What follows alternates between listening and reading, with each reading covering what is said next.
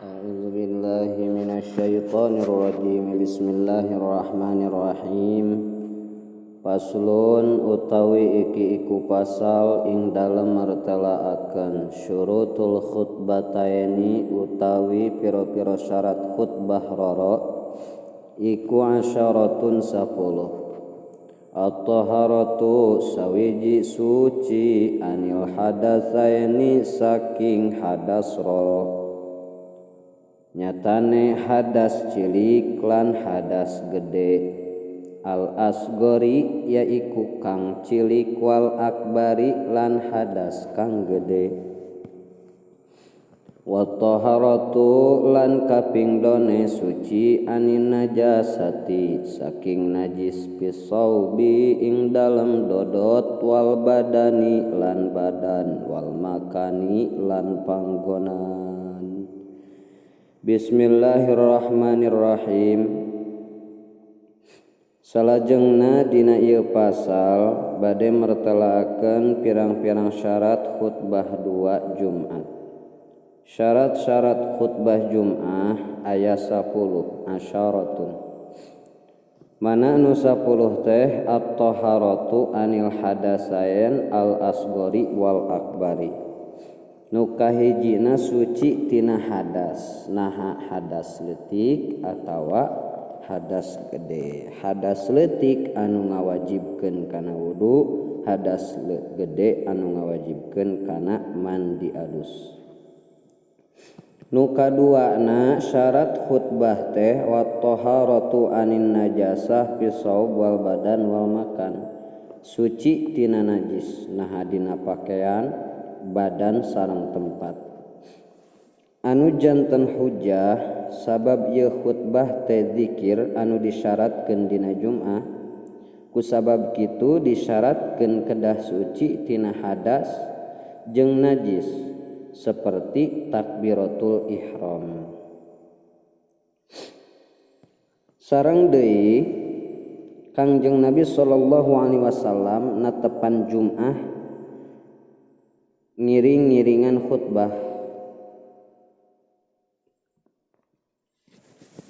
Dohirna anjeuna khutbah bari suci tina hadas sareng najis sareng nutupan auratna.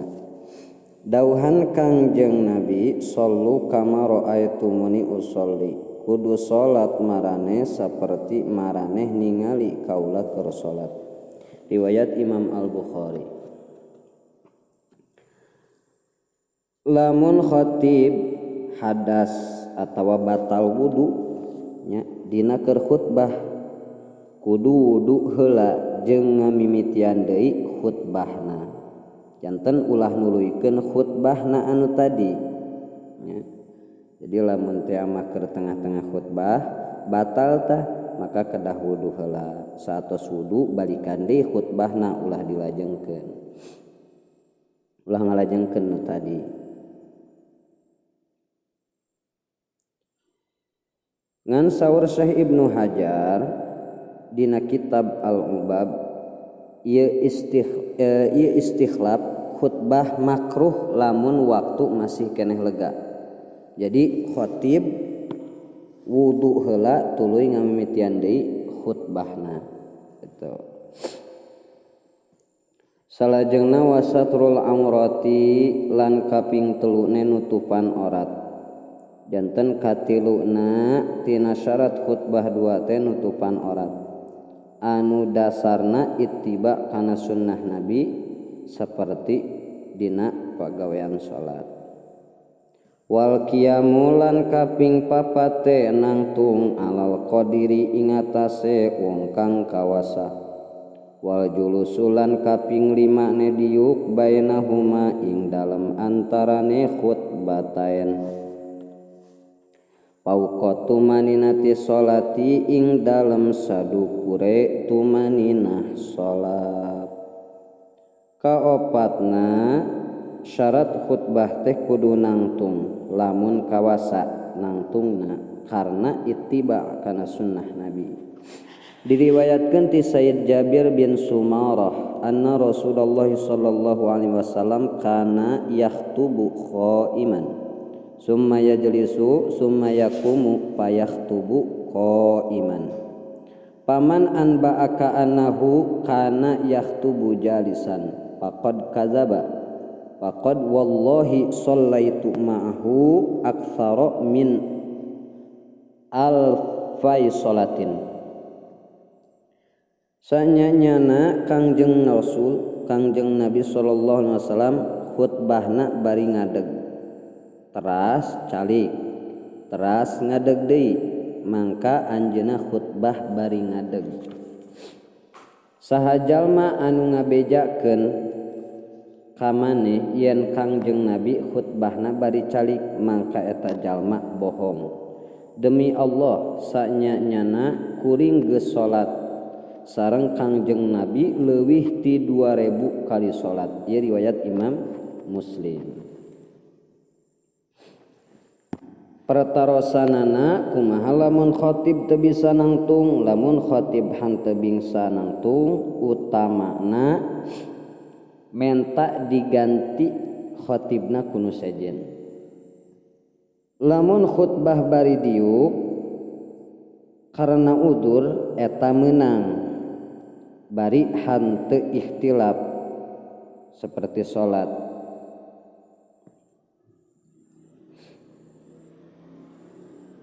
Salajengna nu kalimana syarat khutbah teh kedah diuk antara dua khutbah nya sakadar diukna teh sakadar tumaninah nya tumaninah dina salat karena ittiba kana sunnah Nabi sakumaha diterangkeun dina hadis Muslim anu tadi nya.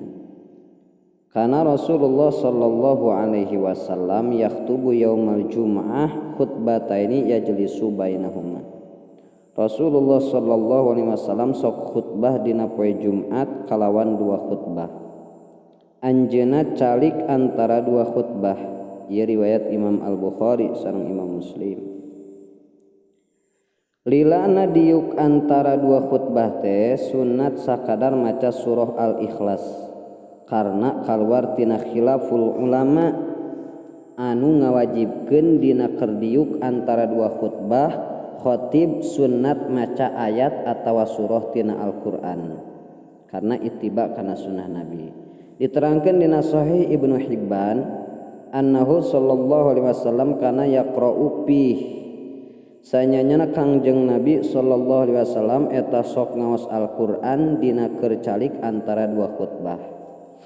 Tapi Syekh Abdul Hamid Hakim dina Al-Mu'inul Mubin nyebatkeun kana sallallahu alaihi wasallam yaqra'u surat Al-Ikhlas biha. Rawahu Ibnu Hibban fi sahihihi. Kangjeng Nabi sallallahu alaihi wasallam sok ngaos surah Al-Ikhlas dina calik antara dua khutbah nya. Ieu dina riwayat Imam Ibnu Hibban dina sahihna. Wal mualatu lan kaping nanemne nuli-nuli tuluy-tuluy bainahuma ing dalam antarane khutbah. Wal mualatu lan kaping pitune nuli-nuli bainahuma ing dalam antara dua khutbah. Wa baina sholati lan ing dalam antarane salat. Kagenap kedah tuluy-tuluy antara rukun khutbah jeung antara dua khutbah. Katujuhna tuluy-tuluy antara dua khutbah jeung salat nya. Antara dua khutbah jeung salat kalawan henteu kapisah anu lila ku perkara anu henteu aya patalina sareng khutbah. Ta ieu kalakuan teh ittiba kana sunnah Nabi.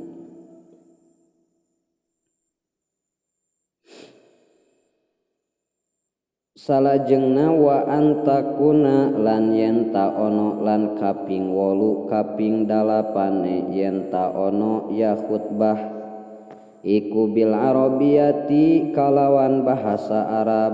Kadalapan rukun dua khutbah kudu ku bahasa Arab ieu ittiba ka ulama salaf sareng khalaf dawuhan Kangjeng Nabi sallu kama raaitumuni usolli, kudu salat maraneh sakumaha maraneh ningali ka kaula keur salat. Ieu riwayat Imam Al-Bukhari. Sedengkeun Kangjeng Nabi khutbahna ku bahasa Arab. Lamun di ahli Jum'ah hanteu aya nu bisa khutbah ku bahasa Arab meunang khutbah ku bahasa manehna dina masa diajar nya. Tapi saterusna mah kedah diajar ku bahasa Arab. Sareng wajib ka salah saurang ti ahli Jum'ah kalawan wajib fardu kifayah kudu diajar khutbah ku bahasa Arab. Dina kitab Asy-Syarwani diterangkeun wa mahallu ishtiratil arabiyyah in kana fil qaumi arabiyyun wa illa kafa kaunuha bil ajamiyah illa fil ayah. Ari tempatna disyaratkeun khutbah rukunna eta kudu ku bahasa Arab. Lamun di kaum nyaeta ahli Jum'ah teh aya Arabi. Bangsa Arab anu ngarti kana bahasa Arab. Lamun di kaum ahli Jum'ah henteu aya Arabi, bangsa Arab anu ngarti kana bahasa Arab mangka cukup khutbah bahasa ajam lain bahasa Arab. Kajaba dina palebah ayat Quran.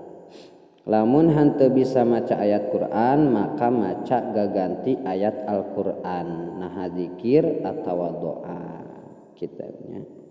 Dina kitabul fiqhi ala al-madzahibil arba'ah Imam Asy-Syafi'iyah qalu yustaratu an takuna arkanul khutbataini bil lughatil arabiyyah fala yakfi ghairul arabiyyah mata amkana ta'allumuha fa illam yumkin khataba bi ghairiha hadza idza kana al-qaumu araban imma in kanu ajaman fa innahu la yustaratu ada'u arkanihima bil arabiyyati mutlaqan walau amkanahu ta'allumuha ma'adal ayat fa innahu la budda ayyantiku biha bil arabiyyah. Saur ulama Syafi'iyah disyaratkeun dina rukun dua khutbah kudu ku bahasa Arab mangka henteu cukup ku salian bahasa Arab di mana-mana imkan diajarna. Lamun henteu imkan diajar nya henteu mungkin diajarna mangka meunang khutbah ku salian bahasa Arab. Ieu teh di mana kaum ahli Jum'ah bangsa Arab. Tapi lamun kaum ahli Jum'ah bangsa ajam lain bangsa Arab maka henteu disyaratkeun ngalaksanakeun rukun dua khutbah ku bahasa Arab kalawan mutlak sanajan imkan diajar ku bahasa Arab salian di ayat Quran eta mah mesti diucapkeun ku bahasa Arab. Al-Fiqhu alal madzahibil arba'ah juz 1 Shahifah 391. Nurutkeun wajah kadua henteu syarat rukun dua khutbah kudu bahasa Arab tapi sunnat sabab anu dimaksud ku khutbah teh mere pitutur atawa nasihat. Sedengkeun mere pitutur jeung nasihat mah bisa hasil ku sakabeh bahasa oge. Ieu Syarhul Muhadzab juz 4 Shahifah 522. Neptepan wajah asoh di mana rukun khutbah kudu ku bahasa Arab, kumaha salian rukun khutbah tina tawabiul arkan nya anu nurut kana rukun. Tak iya disyaratkeun kudu ku bahasa Arab jawabanana henteu disyaratkeun. Dina Hasyiatul Qalyubi diterangkeun wala yadurru ghairul arabiyyati fi ghairil arkan wa in arafaha. Henteu madorot salian bahasa Arab dina salian rukun khutbah sanajan manehna nyaho kana bahasa Arab. Wa ayyusmi'ahuma lan kaping songone lan kaping salapane yen tak ngadanguakeun ing dua khutbah opo arba'ina 40 wong 40 jalma. Kasalapan ieu khutbah kedah kakuping ku 40 jalmi ti ahli Jum'ah nya yakni khatib kudu narikeun suarana kalawan rukun khutbah sehingga kadenge ku ahli jumlah anu 38 teh salian ti khatib. Sabab maksud khutbah teh mere nasihat ke ahli Jum'ah. Sedengkeun mere nasihat ieu ka nu 30 atau 40 jalmi ieu moal hasil iwalti ku suara anu tariknya. Diriwayatkeun ti Sayyid Jabir kana Rasulullah sallallahu alaihi wasallam idza khataba ihmarrat ainahu wa ala sautuhu washtadda ghadabuhu hatta ka'annahu mundiru jaishin yaqulu sabbahakum wa massakum. Rasulullah sallallahu alaihi wasallam di mana khutbah sok beureum socana jeung tarik suantena jeung banget benduna seolah-olah anjeunna maparin pepeling ka tentara anjeunna ngadawuh datang musuh ka marane dina waktu isuk jeung datang musuh ka marane dina waktu sore. Tah kitu nya. Riwayat Imam Muslim sareng Ibnu Majah. Anu dimaksud ka kuping ku ahli Jum'ah teh lamun kira-kira maranehna ngaregepkeun tangtu kadenge nya.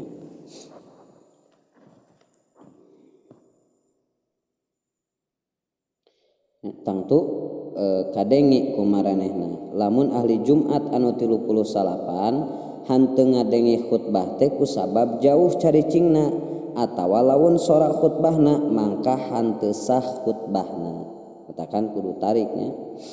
Saur Asyibr Malisi jalma anu nundutan keur khutbah sakira-kira manehna sama sakali hanteu ngadenge khutbah eta hanteu dianggap hadir kitunya berarti teu sah weureunana Jumatna gitu. Lamun misalkan sapanjang khutbahna keur nunutan teu ngadenge pisan kana khutbah. Salajengna wa antakunalan kaping 10 ne yen ta ono ya khutbah teh kulluha tegese sakabeh khutbah iku pi waktu zuhri ing dalam waktu zuhur. Ka 10 khutbah kudu saenggeus manjing waktu zuhur karena ittiba kana sunnah Nabi.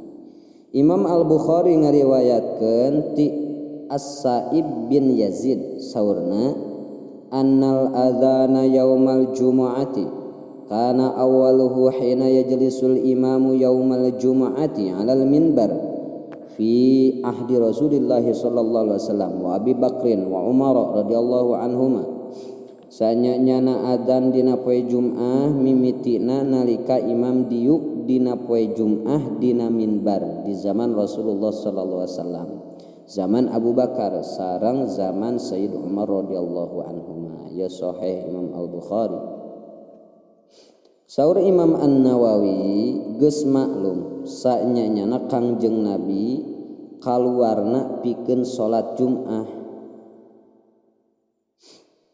adek jeung waktu zawal nya, waktu asub duhur nya kitu deui para imam nya di sakuliah kota-kota gede ieu saenggeus tutup saat kagenep nya saah kagenep tina sawarehna syarat khutbah khatibna kudu lalaki jeung kudu sah jadi imamna ka kaum ahli Jumat. Ieu syarat khatib lalaki berjalan dina sakabeh khutbah. Jadi kedah pamagetnya. Kaifiyah salat Jumat nya pertingkahna hiji sunat memeh indit mandi heula. Dawuhan Rasul idza arada ahadukum ayatil jum'ata falyagtasil di mana saurang ti maraneh rek datang kana salat Jumat mangka kadah adus heula mandi heula kitunya. Ieu riwayat Imam Muslim. Kaduana sunnah bebersih kalawan nyiwak nya ngeuretan kuku ngaleungitkeun buuk nya anu sunnat dileungitkeun nya anu sunnat dileungitkeun oge teras sunnat tazayyun ngagindingan nya make pakaian anu alus sarta sunnat pakaianna pakaian bodas jeung make sesengitan nya tatib teh. Nu katiluna sunnat saenggeus datang ka masjid salat sunat tahiyat masjid 2 rakaat usolli sunnat tahiyatal masjid rakaataini lillahi taala gitu. Terus nunggu kana manjingna waktu sunat maca surah Al-Kahfi jeung maca sholawat Allahumma sholli ala Muhammadin abdika wa nabiyyika wa rasulika nabiyil ummi 80 kali gitunya sunat. Kaopatna saatos asuk waktu Jum'ah salat sunat qobliyah Jum'ah 2 rakaat sunat eta teh niatna usolli sunnatal jum'ati sholli sunnatan qobliyatal jum'ati rakaataini lillahi ta'ala. Anu jadi dasar hadis Ibnu Zubair ma min sholatin mafrudatin illa wa bayna yadaiha rakaatani hanteu aya salat anu dipardukeun anging memehna aya salat sunat 2 rakaat riwayat Imam Ibnu Hibban. Nu kalimana sunat tuluy khatib naik minbar pikeun khutbah tidinya muadzin azan di hareupeun khatib. Saatos tutup adzan khatib ngalajengkeun kana khutbah. Sarta para hadirin sunat ngupingkeun khutbah bari khusyuk. Kagenepna saatos tutup khutbah tuluy qomat, tuluy salat Jumat 2 rakaat. Niatna usolli fardhul Jum'ati rakaataini ma'muman. Imamna usolli fardhul Jum'ati rakaataini imaman lillahi ta'ala. Surah anu dibaca ku imam saatos Fatihah dina rakaat kahiji maca surah Al-A'la. Sabbih isma rabbikal a'la. Dina rakaat kedua sunat maca surah Al-Ghasyiyah gitunya. Sakumaha diriwayatkeun ku An-Nu'man bin Bashir. Katujuh saatos tutup salat Jumat salian maca wirid ba'da salat fardu sunat maca musabbihat nyaeta maca Fatihah 7 kali, kulhu 7 kali, kul a'udzu birabbil falaq 7 kali, kul a'udzu birabbin nas 7 kali. Saur Imam Al-Ghazali saatos maca musabbihat sunat maca ieu doa Allahumma ya ghaniyyu ya hamidu ya mubdi'u ya mu'idu ya rahimu ya wadudu agnini bihalalika an haramik wa bifadlika amman siwak. Sabarakali 4 bali. Saur Al-Hifni ieu doa kawarid dina hadis sahih ti Kangjeng Nabi sallallahu alaihi wasallam. Tuluy maca munajat Syekh Abdul Wahhab Asy-Sya'rani nyaeta ilahi lastulil firdausi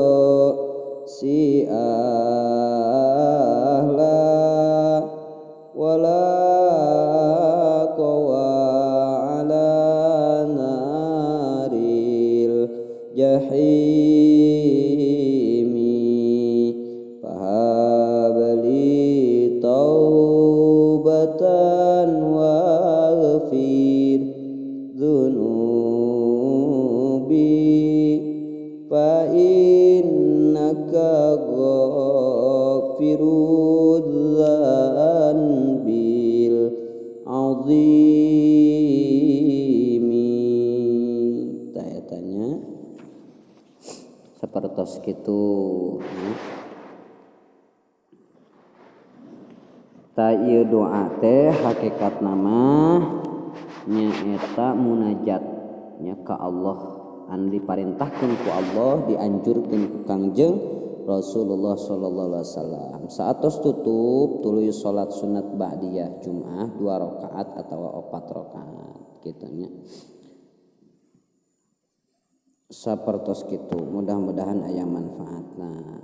Janten syaratna Jumat syaratna khutbah Jumat eta teh aya 10. Sakumaha disebatkeun dina nadom Sundana syarat khutbah 210 kahiji tina hadas 2 eta kudu suci hadas leutik hadas gede tah buktina suci tina najis syarat kaduana dina pakean badan rejeng tempatna nutup aurat ngadeg syarat kaopatna diuk antara dua khutbah lamina kira-kira na salat tumaninahna rejeng kudu tuluy-tuluy antarana khutbah dua eta syarat kagenepna tuluy-tuluy antara khutbah dua rejeng salat Jumat ulah eureun lila rejeng khutbah dua eta kamistian kedah bahasa Arab ulah nulian khutbah dua eta kudu kakupingeun ku jalma nu 40 dihareupeun kabeh dua khutbah teh eta waktuna kudu waktu duhur sami jeung Jum'ahna kabeh dua khutbah teh eta waktuna kudu waktu duhur sami jeung Jum'ahna wallahu a'lam bishawab.